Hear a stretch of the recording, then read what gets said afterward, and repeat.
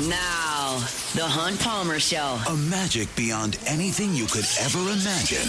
You are now listening to the Hunt Palmer Show. Brought to you by Sagrera Farms on 104.5 ESPN Baton Rouge. Locking down the middle of the day. You really think that's the best idea? Live from the Raising Cane studio. This is Hunt Palmer. It's quite a piece of work.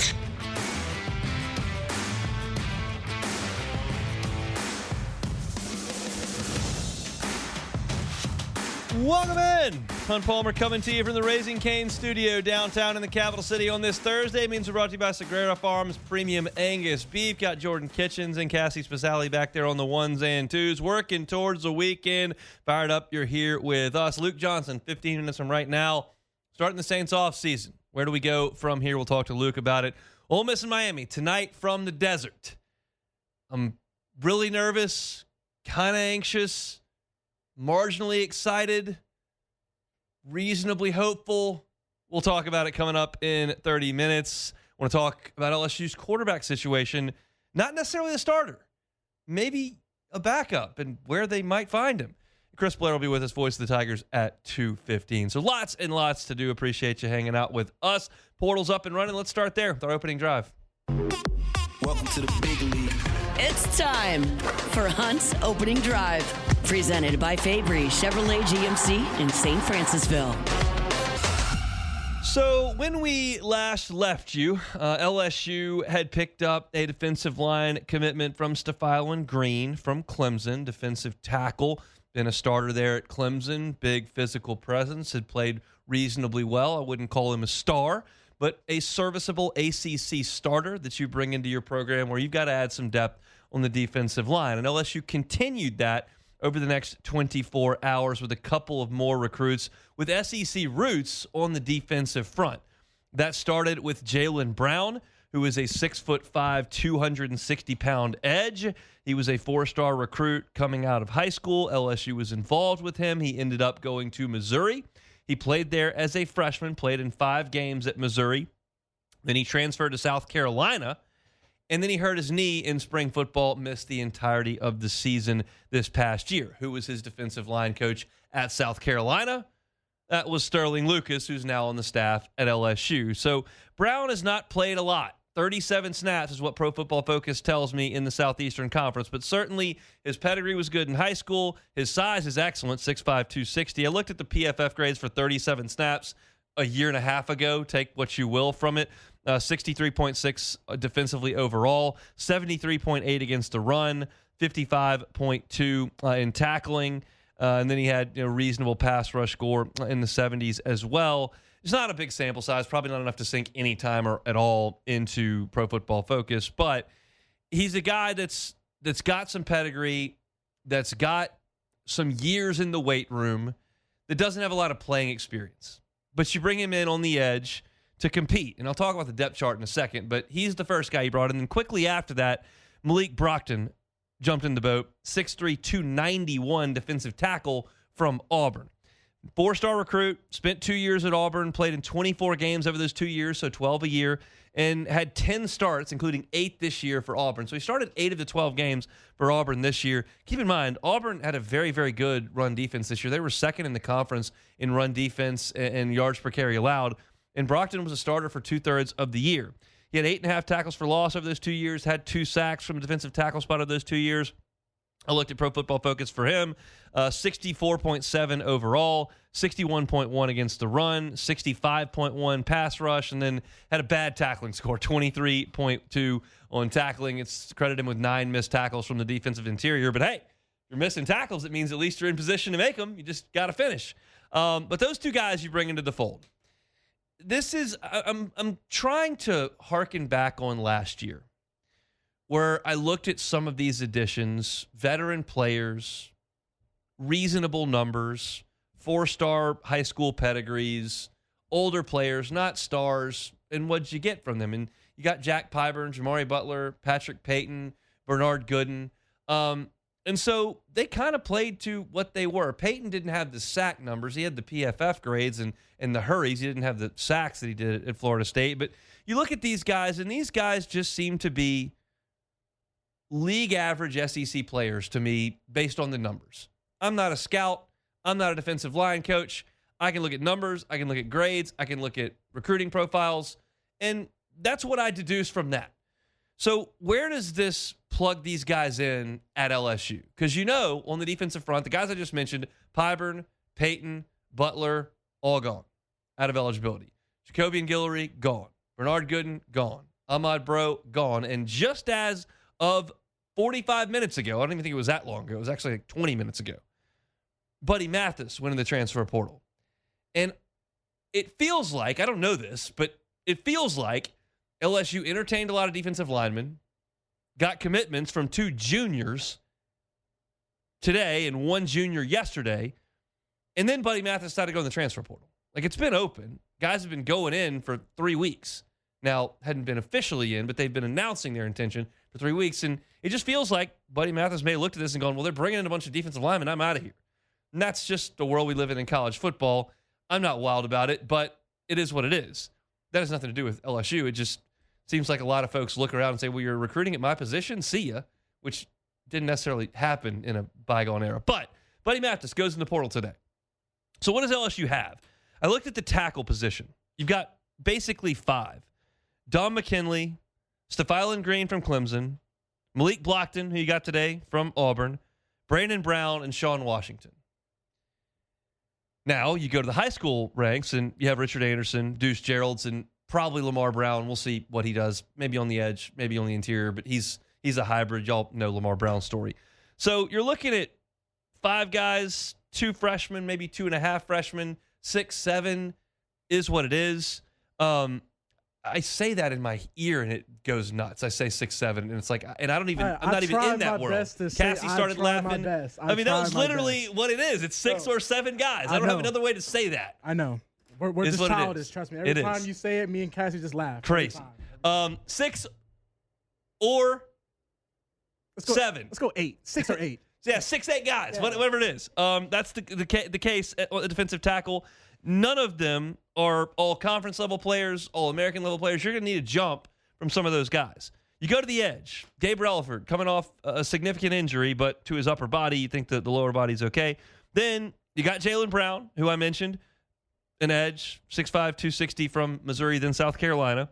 C.J. Jackson, Damian Shanklin, Dylan Carpenter, guys that have been on the roster, haven't necessarily played a ton. And then you add Trenton Henderson to that number and potentially Lamar Brown to that number. That, again, is, and I won't say it, maybe 6 to 8 guys that you're looking at. It's in the numbers, it's about 14 total. And it's a group that is certainly improved today as opposed to Monday. Like, no question. Stephylan Green's a starter at Clemson. Malik Blockton, starter at Auburn. You have fortified things, but you're going to need jumps. Don McKinley needs to emerge as a breakout player. He is not yet. You need a step forward from Stephylan Green or Malik Blockton. Gabe Relaford needs to stay on the field and show some of the potential that we know that he has. Same thing goes for Damian Shanklin. Same thing goes for C.J. Jackson. Guys that you feel like were high pedigree guys, have all the tools. They need to show up and play very well. And then what do you get from the freshman class? I'm just not willing to. I know how highly recruited Lamar Brown was. I know how highly recruited Richard Anderson was. I know what people think of Deuce Geralds. There are some people who think Deuce Geralds is the best defensive lineman in this class with Lamar Brown and with Richard Anderson. I know what those guys' high school pedigrees are. I don't love counting on true freshman defensive linemen. But we'll see. Maybe they're stars. There are star SEC freshman defensive linemen. Defensive linemen and offensive linemen are more prepared to come into college now than they ever have been. But still, I don't like counting on them. So this, to me, looks like a group that's better in numbers than it was on Monday, that doesn't necessarily have the star power. And this is maybe not the greatest barometer, but I can't help it based on the timing. I spent 45 minutes this morning going over Miami Ole Miss. And for like 20 of those minutes, I'm going over statistics, PFF grades, and what the written word is about those 2 defensive linemen at Miami and how much they're dominating games. And I think back to Glenn Dorsey, and I think back to Logan, Brockers, Mingo, Montgomery. And I think back to Spears and Lavallee and Hill. And I think back to game-wrecking defensive lines. And I know how big a deal that is in football at every level. And I'm not willing to suggest this is that. I think what I'm trying to guard against maybe is that you get these transfers and immediately it's like signing day in a bygone era where you used to go, well, that's a 5-star. He's going to be a stud right now. And you look at these transfers and you go, that's going to be incredible. And maybe it's because LSU just brought in a truckload of transfers and we sung their praises all of August. And really they played pretty well, but the team stunk. This to me looks like, and I use this example a lot. I don't know if it hits home or not because I don't think a lot of you spend a lot of time paying attention to Major League Baseball, but it's not a hard concept. WAR, wins above replacement. You take the average player in the league, and sometimes you have a positive WAR, sometimes you're worse than that. But 0 is league average. 0 is not bad. 0 is league average. A -3 player is bad. A +5 player is great. But a 0 player is just league average. And it feels like you've got a lot of 0 WARs on this team, which is not to say, when I'm looking at this, not to say this is bad. It sounds like that when I say 0. Again, it's not. But I don't see the game changer on this sheet of paper where I've written out LSU's entire defensive line chart. That's the job of Sterling Lucas. That's the job of Kevin Peoples. And that's the job of the coaching staff to continue to add. I don't think they're done on defensive line. They may have just added some depth here, some older players who you know can play. You know that Stefan Green can come in and play in the SEC at defensive tackle. You know that. You know Don McKinley can play in the SEC at defensive tackle. You know Gabe Relaford can play in the SEC on the edge. You know that Dalen Brown has experience playing in the SEC as a true freshman in 4 or 5 games. But I don't see the star. And that's what my hope is for the next 10 days for LSU. You know that they've had Chaz Coleman in. You know that they've brought in some other guys. I'm just hopeful they can make a splash. Because I think defensive line play is crucial. And I'm looking at Miami, and they're winning games because their defensive line. This doesn't yet appear to be that. One final time to put a bow on it. You're going to hear this segment, and you're going to go, man, he's such a pessimist. They get 3 guys in 24 hours from Clemson, Auburn, and South Carolina, and he's like poo-pooing the entire thing. I'm not. I promise. They look like solid players. Solid is not the standard for LSU. I'm looking for championship level at this point in the calendar. And when I look at these guys, it just looks solid. And solid's good. It's good to add solid players. Just thinking, okay, where are the stars? And maybe Lamar Brown and Richard Anderson and Deuce Geralds and Gabe Relaford and Damian Shanklin and Trenton Henderson are stars, and they're just a year away from being stars. And I'd be fine with that. If you guaranteed me that today, I'd be good with it. But I'm here to analyze the additions, not to just blindly praise everything that happens, and not to be overly negative, just to give my assessment of the situation. My assessment of the situation is LSU was very thin on the defensive line based on portal exits and end of eligibility as of the opening of the portal. You were too thin. You've addressed that with power conference players. That's a very good thing. Is it great? I'm not willing to sit here right now and say that, but there's plenty of time, and they're adding guys like hours are ticking off the clock. It is rapid fire. And I think as I assess the job that LSU's staff is doing right now at restocking a roster that was really depleted numbers-wise, I think they're doing a very good job at restocking the numbers. I just don't know if it's elite. And that's my word for it. You can choose to think that, yeah, this looks awesome to me, and you can choose to think that this is a rebuilding year that I don't have any expectations for. It's January. We got a long way to go before they actually hit the field. My assessment is solid players they're adding. Is there more? I'm curious to see that. Our Thursday show is brought to you by Sagrera Farms Premium Angus Beef. Got to tell y'all, on the way up to Shreveport for Christmas, I picked up some Sagrera Farms beef from Sean, took it up, and my family, extended family, there's like 35 of us at this Christmas, took it home different places. Denver, Shreveport, St. Louis, New Orleans, and I've been getting reviews. A lot of it got eaten on New Year's Eve. A lot of steaks are being cooked in various Palmer houses around the places. The reviews are awesome because this beef is incredible. It's a first-hand account. It is some of the finest beef that you will find, and it's right here just north of Baton Rouge at Sagrera Farms. Fillets, strips, ribeyes, the ground beef. We cooked burgers on Sunday. My wife is addicted to the Sagrera Farms burger. They're just better than any burgers I've ever made at home. More flavorful, tender, juicy, awesome. If you want to change the way you're buying beef, you want to take my word for it, get up there to Sagrera Farms Premium Angus Beef and get you a side of beef. Get you a quarter of cow. Stock that freezer and make that change with Sagrera Farms. It is divine stuff that Sean's got going up there at Sagrera Farms in Ethel. All right, we'll come back with Luke Johnson talking Saints next. The Hunt Palmer Show. Lifetime Roofing.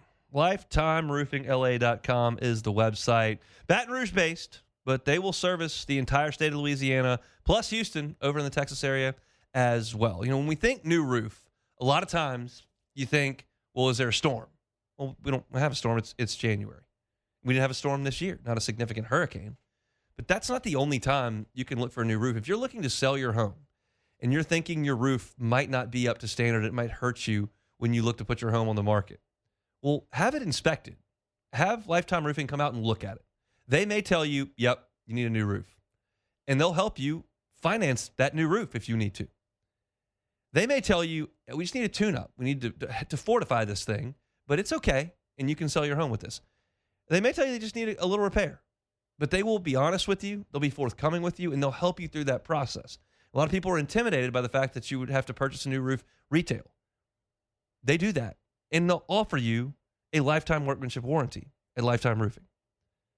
Reach out to them, lifetimeroofingla.com. They're right here in Baton Rouge. Gorgeous new facility there just off of College Drive. I had the pleasure to go there in December, sit down with the whole crew. It's an awesome crew. It's a great staff. It's a growing staff. It's a gorgeous location. They do unbelievable work. Check them out online, lifetimeroofingla.com. That is Lifetime Roofing. You're listening to The Hunt Palmer Show, brought to you by Sagrera Farms.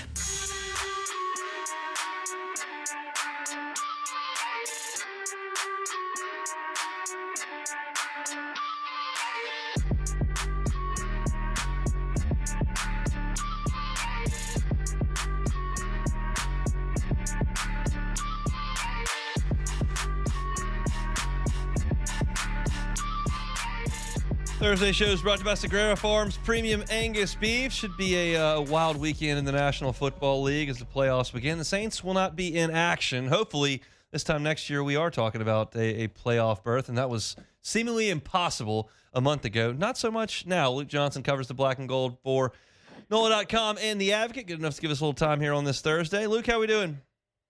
I'm doing great, man. I'm doing great. It is nice to be in the off season. Well, you started the offseason with Mickey Loomis and Kellen Moore, and as exciting as the Saints were down the stretch, generally speaking, they're not full of unbelievable quotes. I would imagine you probably felt the same at their press conference, but I'm curious if you had any main takeaways from what they had to say. Yeah, I think it was just nice to hear them kind of say the obvious, right? They have a quarterback they feel really good about, and that is not only like the most important position that they've got figured out, but it helps them in like 5 different areas. They have a quarterback on a rookie contract. Look, this is like the first time that their chosen guy, is on a rookie contract in 25 years. Yep. Right? It has been forever since they've been in this situation, and that's huge. And then they've got a quarterback who I think a lot of people. You opened a lot of eyes around the league. We got that Teron Armstead podcast the other day where he's reading off text from a division rival saying like he feels like he's got Josh Allen in his division all over again. Like, guys pay attention to that stuff, and all of a sudden, the Saints are like maybe going to be an attractive option for free agents. Like this is stuff that is really important, and it's like one guy who's got you there. So it was just nice to hear them say this stuff. They've been weirdly kind of dancing around it all year. Everybody and their mother knew that Tyler Shuck was going to be their starting quarterback in 2026, but we got to hear him say it. I think that was important. So with Derek Carr's money is somewhat coming off the books here, and you saying that you could be an attractive destination for free agents, what's important for New Orleans right now? You can start with the current roster or with positions of need outside the roster, but what do you think this is not a position they've been in very often, quite frankly. Yeah, it's not, and I think they need to be careful not to overextend. Yeah. Right, and to get really excited by really it was 8 starts. We can kind of throw that first start against the Rams out. I think it was a tough situation for your first start. So you got really 8 starts that you're really evaluating, and the stuff that really makes you feel confident about the future. They can't take that and do what Washington did this offseason, where they're trying to accelerate being a Super Bowl contender. It blew up in Washington's face, and we've seen that happen a lot. And we've seen it happen with the Saints. They had a good young core. They extended a bunch of them. Basically, none of those guys, with the exception of maybe Alvin Kamara, worked out, and it kind of put them in a bind. I don't think they can go out there and just spend like crazy and really go for it and pushing money into future years and just assuming your draft class is going to pan out. They got to be careful. They got to do this the right way. I think they understand that, but we'll see if they can put it into practice. As far as what they need, I think they obviously need to improve their interior offensive line play. Some of that is Eric McCoy being out with injury, but that's 2 straight years now where he's missed half a season plus. You need to be ready for that. Their guard play needs to be better, and they need to get more explosive.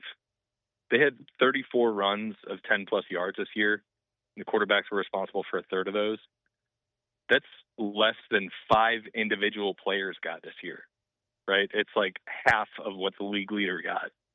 They need to be more explosive in the running game.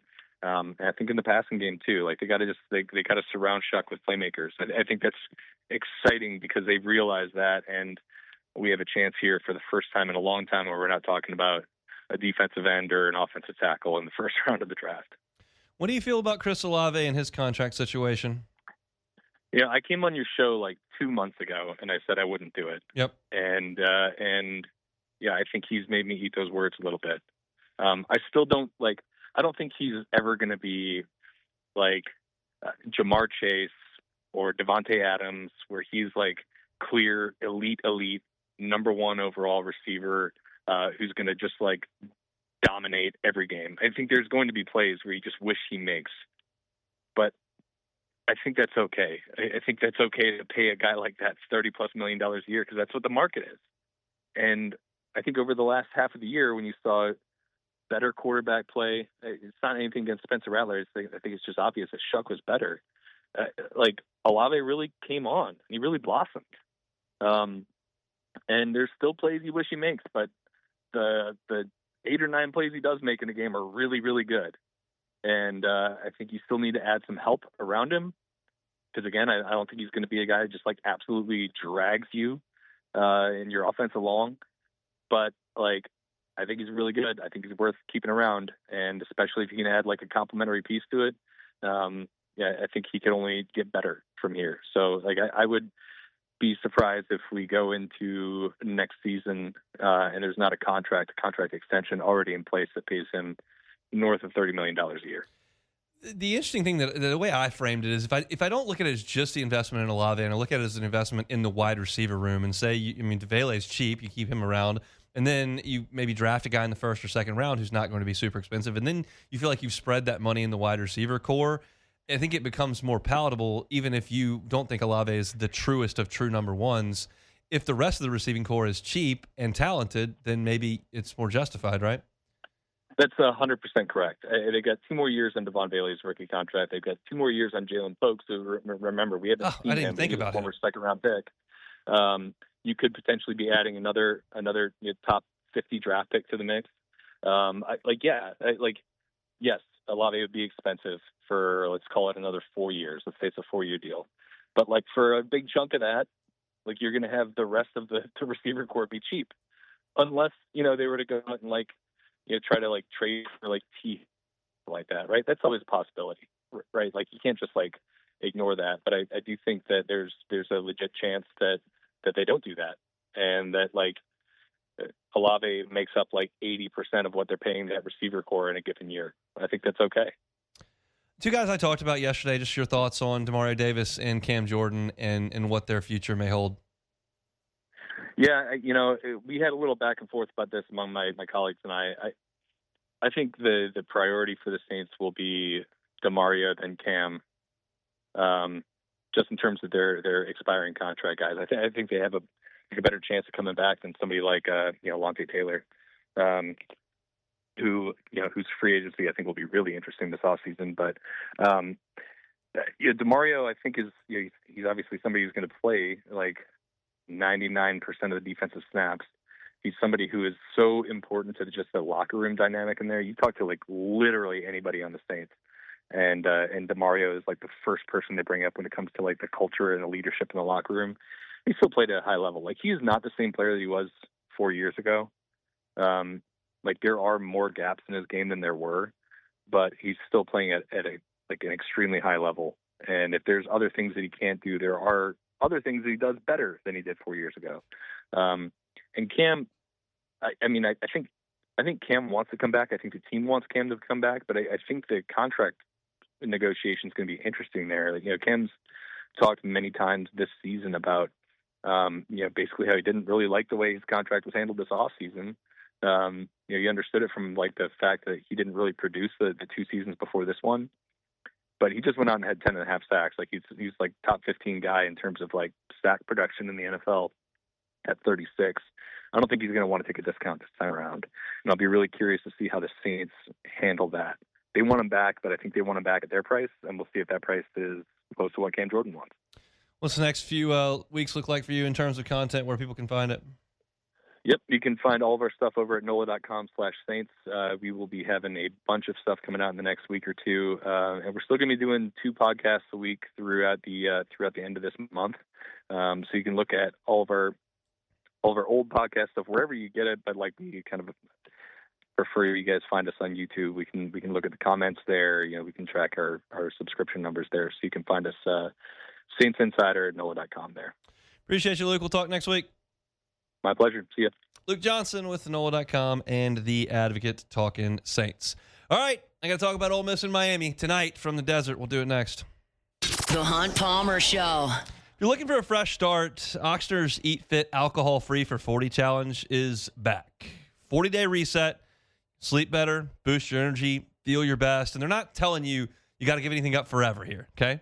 Just seeing how your body responds when you take a break and let it recharge. When you sign up, you get access to pre- and post-challenge metrics like body composition, blood pressure, optional labs, and you can see the changes your body makes over 40 days. People who have done alcohol-free for 40 report clearer skin, more focus, brighter mood, better sleep, and it usually happens within the first couple of weeks. So Ochsner's Eat Fit supports you with zero-proof drink ideas, nutrition tips, and a community of people all taking on the challenge together. Good news, we're into January now, so registration is open. So whether you join an official event or just take on the challenge from home, it's your chance to hit reset and kind of feel the difference in the new year. So if you want to learn more, you want to sign up for Alcohol Free for 40, you can do it at alcoholfreefor40.com. That's alcoholfreefor40.com from our friends at Ochsner.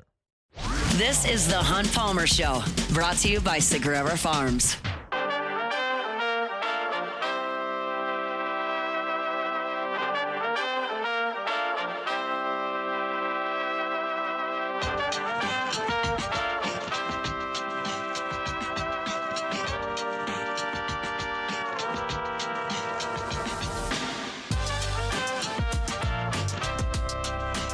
Thursday show is brought to you by Sagrera Farms Premium Angus Beef. I just saw a tweet, Jordan. Tweets from an account called SEC Unfiltered. Usually pretty good content. Yep. Said, tonight we are all capital rebels. Ain't no way I would ever say that. It's incorrect. Yeah, incorrect. In fact, we're not all rebels. There are some rebels. No. Some people are rebels. Some people are not. No. And I'm not. No. It's all about the you, baby. I'm a little nervous, got to be honest. I hate... Like, this one to me means even more than, like, Saban winning number 4, 5, 6. Really? Like Saban's first one, when Colt McCoy got hurt, like I was all in on Texas. Like, keep Saban out to win a national championship. No chance. And then he won again. And then he won again. And it's finally like, well, what? Who cares? Like, what's the difference between 4 and 7? I don't give a darn. I've lost that war. Ole Miss cannot get to the national final. I will be mortified if that happens. I think mortified is the correct word. I just think the whole city of Baton Rouge will like flip upside down. My dad asked me this morning, he said, who's pulling for Miami more? Miami fans, Mississippi State fans, or LSU fans? And I thought about it, and I was like, I honestly think the answer is Mississippi State fans. I don't think there are any Miami fans. Like, this will be a road game for Miami, just like the one in College Station was and just like the one in Dallas was. It'll be a road game. They don't have any fans. Certainly not anything to travel across the country. Like, if they played in the Orange Bowl for the national championship, I think they would have some fans there. They're not going to travel. They don't travel to Omaha. They're not traveling. But Mississippi State fans, they cannot have this. Like, at least if Ole Miss wins the national title this year, I can lay in my bed of 3 natties and my 8 baseball championships and be like, it's okay. Like, it wasn't great, but it's okay. Mississippi State will just be sitting there like, huh? Yeah. We've won 1 conference game in 4 years, and you just won a national title, which no one truly in the state of Mississippi was really going to forecast as of 5 years ago. They can't have that. I'm just sick to my stomach. Just thinking about that. The fact that Ole Miss could – and you know what's funny, Hunt? I was in the same situation last year because if you remember, Notre Dame had an opportunity to win the national championship. And that whole, Brian Kelly left Notre Dame and Notre Dame did it without him. So it's like, why as an LSU fan am I sitting here and in the same situation a year later? This would be worse to me. So let's talk about it. I did a lot of research on this game, which usually means I'll call it wrong. But Ole Miss is catching 3 points. It starts with Ruben Bain and Akeem Mesidor, obviously. Their numbers are absurd. Y'all have watched these games, but even putting it down to paper, in 2 games, 2 playoff games, against really good teams, Texas A&M and Ohio State, 10 tackles, 6.5 TFLs, 4 sacks, and get this, 16 pressures in 2 games. That's absurd. Akeem Mesidor, 12 tackles, 3.5 TFLs, 3.5 sacks, 11 pressures. They have combined for 27 pressures in 2 games. That's absurd. And they're going to have to be the key for Miami in this game. Now, Ole Miss has allowed the fewest sacks in the SEC, even with playing 2 more games than everyone, except playing the same amount as Georgia. They've been really good at 1, pass protection, and 2, getting the ball out quickly. Plus, Chambliss runs for his life and is great at that. So, can Miami get home? My solace in this is that Ohio State has allowed fewer sacks than Ole Miss this year, and Miami got home against them. So, if Miami's defensive line does not dominate this game, Ole Miss is going to win. Like, they're going to win. Miami's defensive line has to dominate for Miami to even have a chance to win. Now, the good news is it's dominated A&M and Ohio State. So there is reason to believe, good reason to believe, that will happen again. But we'll see. For Ole Miss, against this hellacious defensive front, you don't want to give them 14 snaps on a drive to do something drastic, to get a strip sack, to put you way behind the chains, to tee off on 3rd down. You want to hit chunk plays. And Ole Miss is the best chunk play offense in the country. And I say that very disappointed that that's the case for tonight, but also in the back of my mind going, my coach did that. He did that. But in 20-plus yard pass plays, Ole Miss has 70 of them in 14 games. Now, Miami's top 30 in the country in not allowing them, and they lead the ACC in not allowing them. Ohio State against Miami, their long pass was a 59-yarder to Jeremiah Smith, but beyond that, they didn't have much, and their long run was 18. So, can Ole Miss create chunk plays, and can they run the ball? They gave the ball to Kejuan Lacey 22 times against Georgia, and he fought and fought and fought for 98 yards and 2 touchdowns. It wasn't a consistent, steady onslaught. Like, sometimes Ole Miss gets that run game cooking. They get that tempo going. They get Lacey going, and it's just lights out. And that never happened against Georgia, but they did enough to stay on schedule, to score in the red zone, and to be competent on offense. It comes down to the defensive push, I think, and then what Chambliss is able to do going nuts. Miami's done a good job forcing turnovers. They've created short fields for their offense. Chambliss has not thrown an interception since the Florida game, which was in the middle of November the 15th. He's the last time he threw an interception. So it's good on good. Ole Miss's offense is excellent. Miami's defense is excellent. You heard J.D. Pickell say yesterday that he thinks that Miami's corners are better than Georgia's corners. We'll see, but it's good on good for that for sure. Now, Miami's offense, I don't think is very good. I think their defense is awesome. I don't think their offense is very good. They got to give the ball to Fletcher. I talked about this going into the Ohio State game. They've got to give Fletcher the ball and see if he can run it. Now, Ole Miss's run defense has been gashed at times. Georgia got after him in Athens. Mississippi State actually ran for a lot of yards on him. Now, that game wasn't that close, but they've got on the ground a little bit. But they did a good job against Georgia's ground game. Like, Georgia ran for 221 in Athens. They ran for 124 on 3.5 yards per carry in New Orleans. And if Ole Miss can stop the run, like, I don't trust Carson Beck to go win the game. But if Mark Fletcher does what he did in the second half against A&M and did a little bit against Ohio State, he's got a great defense, then, especially if they've got good field position, that'll be fine. Miami is also not going to go down the field consistently. I don't see that. They don't hit a lot of big plays. They're the least explosive team left. And their quarterback is a good player. I can't get the 4 interceptions against Louisville out of my brain. And throwing an interception at the worst time could be a big issue. As I handicap this thing, and y'all know my handicapping record, it is quite poor. So I don't purport to anything else. But the path here for Miami is kind of one-fold. It's dominate up front on defense and run the ball with Fletcher. If they don't dominate up front on defense and Lacey gets going and Ole Miss gets the tempo going and they hit some big plays, like lights out. If Ole Miss scores 30 points in this game, they're going to win. So Miami's got kind of one path. Dominate defensive front, which is awesome. Dominated the last 2 games and run the ball. Ole Miss has Chambliss, the running game, and their defense has played better. Plus, Beck can turn the ball over. Chambliss hadn't really turned it over. Beck will. I think Ole Miss has more ways to win this game. The most predictable way for Miami to win is maybe the most predictable outcome. Because if you watched Miami and Texas A&M and you watched Miami and Ohio State, you know how good that defensive front is. So the way I handicap it is Ole Miss has more ways to win. Miami has maybe the most likely way to win. And I think that's why they're a 3-point favorite.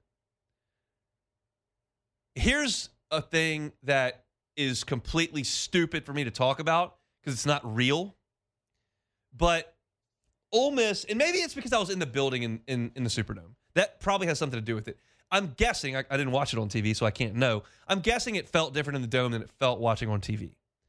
Ole Miss just felt like chip on our shoulder, us against the world, team of destiny, watch this, we're playing a blue blood, we're going to get after them with the D2 quarterback and our interim head coach. And like, it just felt like that. After Georgia ran that fumble back, it just felt like that. And if it feels like that again tonight, like, it's a nothing. It's not a real tangible thing. It just feels like that, right? I'm going to take Ole Miss to cover. I'm hoping that's a reverse jinx. That's my hope. If they lose tonight, I can watch the last 2 games of the college football playoff in complete bliss. I don't care if Oregon wins a championship. I don't care if Indiana wins a championship. I don't care if Miami wins a championship. They all have good teams. Go get them. I can't wait to watch. If Ole Miss is still alive, I'm going to be miserable. I don't want them to win this. It is so petty. It is so small. It is so pathetic, and I can't help myself. They're taking jabs at my new coach, taking jabs at LSU. They're all high and mighty on Twitter. I might have to unfollow all the Ole Miss things I follow for like 3 weeks if they get this done. I don't want to do that. It takes time and effort. I'd rather just watch them in misery. Come on, Bain. Come on, Mesidor. Get some sacks. Get in the backfield. Get after this quarterback. stop this offense, run the ball down their throats, beat them in the desert in front of all their what's that color they're looking for? They're looking for powder. All their powder-clad fans, and let's just get it over with. I don't want to see Ole Miss in this spot ever again in my entire life. That's my hope. I feel the same way, and I feel that Miami's, like you said, they don't have many ways to victory. They have to do this one simple thing that Georgia tried to do, but they couldn't complete it.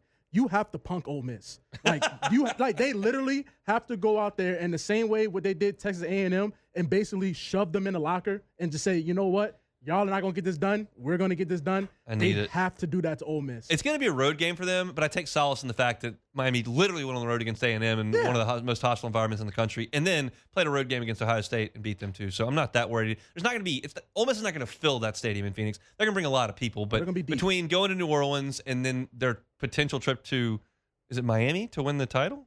I think it is. Yeah, it is Miami to win the title. Oh, Miami would have a lot of folks there. So, Miami would if they got there. So I hope they do. But, I'm picking Ole Miss 34, Miami 20. That's my pick. Just based on my track record this year, that feels like the right pick to make. Well, you're right. I understand the track record because I was going to be like, Hunt, if Ole Miss put up 34, we're in trouble. I don't think Miami got 30. Yeah, I'm about to say they don't got 34. And this got to be a old school, just nasty. Miami just punched them in the mouth. It's got to be like a 13-10 just slug, nasty. Keywan Lacey gets shut down. Trinidad's scrambling for us, even though you kind of don't want him running around. You don't. Yeah, you have Pylon Cam, you have Sky Cam, you have all the different cams. Give me an Irvin Cam tonight. Oh, Michael. Give me an Irvin Cam tonight. Yes. And I need that belt coming off after the game's over. See, I need that, and I need him to put a nice Trinidad jersey on a trash can and just whoop it, please. Irvin's in his prime right now. Love to see it. All right, let's come back and close the hour. I got a question, and I may have an answer. We'll see next. The Hunt Palmer Show. First American Bank and Trust started up 1910, still here 116 years later. No matter where you are in Southeast Louisiana, there is a First American Bank and Trust near you. I've talked to you about it constantly. Down there, river parishes, St. James, St. John, Lafourche, Terrebonne, even further south, even up on I-12, St. Tammany, Tangipahoa. They got you covered in Hammond as well. Dutchtown, Jones Creek, around Baton Rouge. First American Bank and Trust. Why do business with them? Because they've got the resources to get that commercial loan done. They got 25 locations. They've also got that community feel that you're looking for in a bank. The last thing you want to do is get on the phone and call somebody that's in Seattle, has no idea what you're looking for or who you are, to try to answer your question. Walk in and talk to somebody who's in your community. Understand that every decision that First American Bank and Trust makes is made right here in Southeast Louisiana. The people that you do business with at First American Bank and Trust, the people you go to church with, people your kids go to school with. That's what you get in terms of customer service and relationships at First American Bank and Trust. So stop in and see that bank nearest you and do your banking, commercial loans, residential loans with First American Bank and Trust. You're listening to The Hunt Palmer Show, brought to you by Sagrera Farms.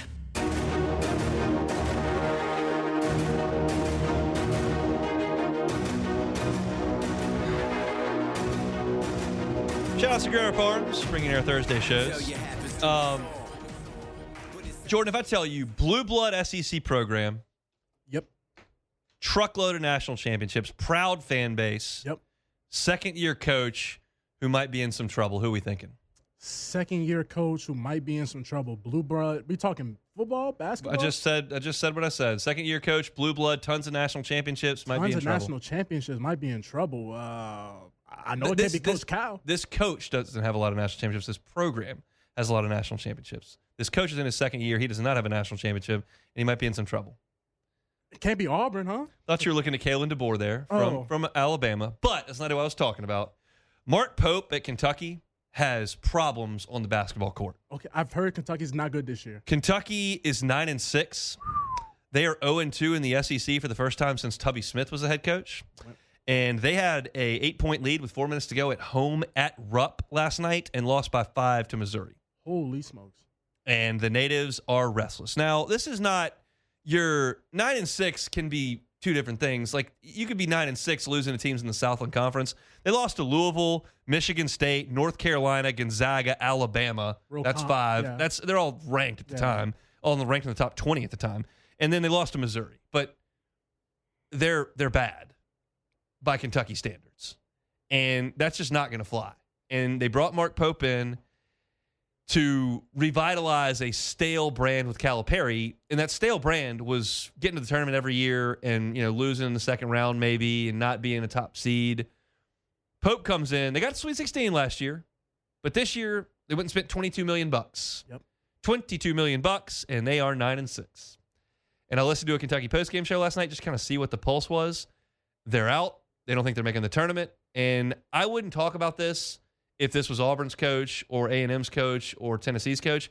Kentucky's coach is interesting to me, and they made a change, and it is not working. LSU plays them coming up next week, so we'll talk about that next week. But Mark Pope in a little bit of trouble. Quick hour one, quick hour one. We'll transition to LSU football, some Saints as well. We'll get into to hour two on this Thursday edition of the Hunt Palmer Show. The Hunt Palmer Show.